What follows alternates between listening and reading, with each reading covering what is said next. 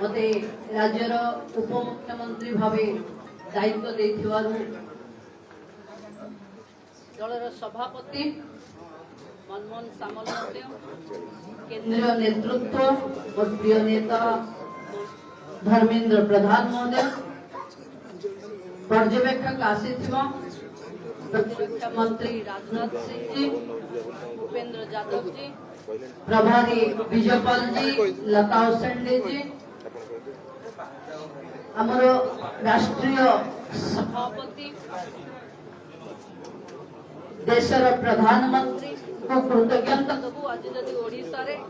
आमे सरकार देखिबार सुजोग पाइछु ताहले साधारण लोकंक ऊपर प्रधानमंत्री को जो गारंटी मोदी गारंटी ऊपर जो भरोसा विश्वास साधारण लोकंकर अछि ताको सफल रूपायन करबा पई जो प्रतिश्रुति देशर प्रधानमंत्री ओडिसा रे बुलिला बेले ओडिसा लोकंक सहित